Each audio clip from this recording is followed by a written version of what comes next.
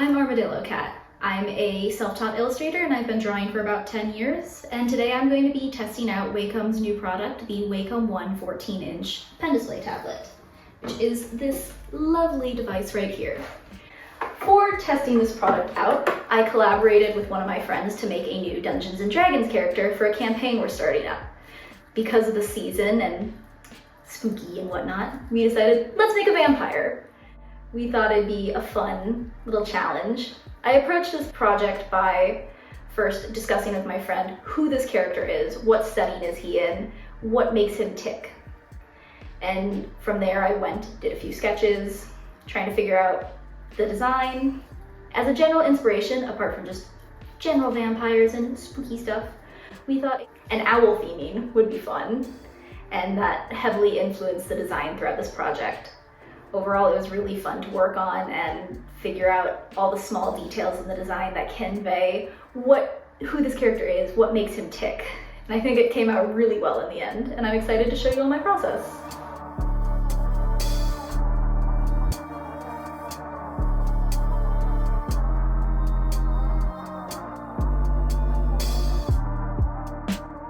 Hello, welcome in. How are you today? I'm doing well. How are you? I'm doing great. So, tell me about this character that we're designing. Okay, so I brought these notes with me, so I'm just gonna go over this. So I was thinking of doing a paladin warlock who's also a vampire. That's gonna be interesting. It is pretty interesting because, you know, he wants to be an ethical vampire, thus, you know, he looks kind of like he's dark and broody and like emo. Classic vampire. Classic vampire, except he's just really like nice and sweet. Okay, what are some of his goals as a character? What's his moral values? You mentioned he's a paladin. Tell me a bit more about that. Yes, I guess his main goal is to see and experience the world. And so he's kind of on the younger side. Yes, he is on the younger side. Okay. New vampire. Okay. Do you have any ideas for like his clothing, his aesthetic? You know, gothic, dark vibe, like, you know, mysterious. I was thinking a lot of, you know, reds, blacks, and browns. Okay. I wanted him to kind of have more of like a scrawny build. And I wanted to do an owl theme. Oh, interesting. Yes. Kind of bat adjacent. Yeah. I was kind of thinking like, you know, just very big eyes, red, orange, feather-like hair. That sounds fun. We can do that for sure. Okay. All right. I will get sketching then. Okay, awesome. Thank you so much. Woo-hoo. After hearing from my friend what they envisioned for this character, I got to sketching. I started with designing his face, and we actually went through and looked at a bunch of different owls and picked one to kind of influence the design. We decided on the southern white-faced owl because of its color palette and its really striking reddish-orange eyes. With his face, I really wanted it to look a little gaunt and scrawny, but also the first thing noticed to be these piercing, maybe a little unsettling, big owl-like eyes. After getting a face that I liked, I drew up a bunch of different hair variations and consulted with my friend to figure out which one fit best. We went with the one that had a bit of an emo side bang and the back that looked like tail feathers almost. This was really fun to color later, so I'm glad we picked this one. I also wanted to play around with a way to add the ear tufts that some species of owls have. And he does have these, however, we ended up adding little barrettes to pin them down, just to keep the overall silhouette. But there's a few sketches in my sketchbook where the ear tufts are on full display.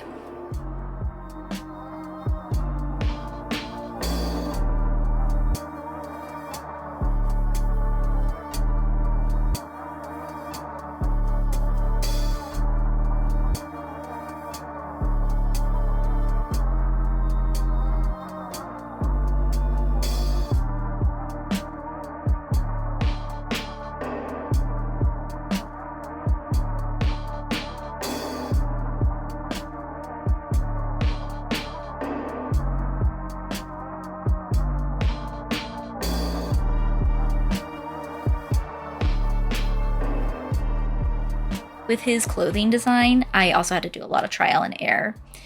before coming to something that my friend and I both liked. I wanted his design to be easily read as vampire and gothic, but also he's a paladin. And I didn't want to fall into the trap of, oh, he looks evil and scary just because he's a vampire. The other challenge was I couldn't quite make him look like a normal paladin because he's not a heavy armor user. He's a dexterity-based paladin. To kind of achieve this, the balance between paladin and vampire, since they're kind of inherently opposed, the design we went with was almost a princely or knightly silhouette with a long tunic and then a flowing kind of half cape.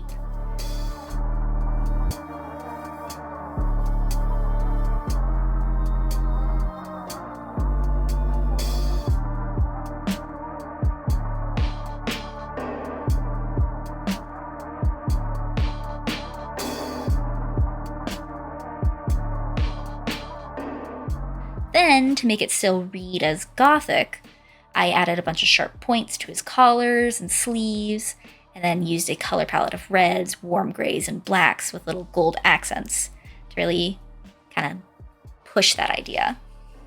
One non-negotiable with his outfit that's in every sketch I did, or variation I did, was he was going to be getting cool platform boots from the start. And I love how they came out. I think they're cute, they're fun, they're really fun to draw.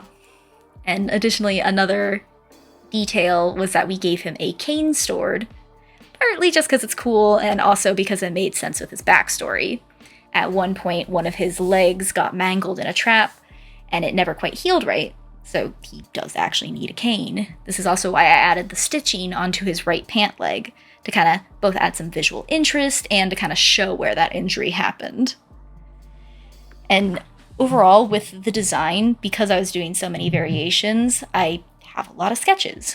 And there's also just a lot of elements to a character design sheet, at least that I like to add, because I like to add expressions, items, a full body, and also an action pose.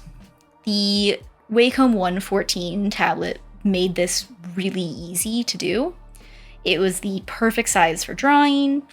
I really like where the USB-C is. It's on the side, so it never really gets in the way of drawing. It also can be used as like a second monitor, so you can have your references up on your main screen and then actually draw on the tablet. And the display is just clear and easy to see. And the star of the show, though, is actually the pen. The shortcut buttons on it really optimized my workflow. I had them customized and set them to the pan/zoom function, and then another one that brought up the Clip Studio shortcuts. I really noticed this helping when I was going to color everything, because it was just a lot of the same colors over and over, and I could switch between tools really easily. One of the really fun things to do that did actually also have its own canvas was the action pose, figuring out how to do the smear lines for the sword, adding his spectral shield, and just making him look heroic and cool and figuring out his fighting style. I really enjoyed doing that for my friend. It was also just really satisfying to bring all the different elements together at the end. One of the last things we actually added to his sheet was his name, which ended up being Peregrine Coquinos. Because when I started this design, my friend didn't have a name for the character. And we came across Peregrine, which means wanderer or traveler in Latin, which fits with his whole theme of being a person wanting to explore the world because he didn't get to see much of it growing up. And I think it adds a nice little detail, even if it's definitely going to get him confused with the falcon. And that's okay. Overall, this design was really, really fun to work on, and I love how the final sheet came out. It has a nice balance to it, and I'm really quite excited to see what story unfolds with this character in the campaign he's in. I hope you all enjoyed the video. Bye-bye.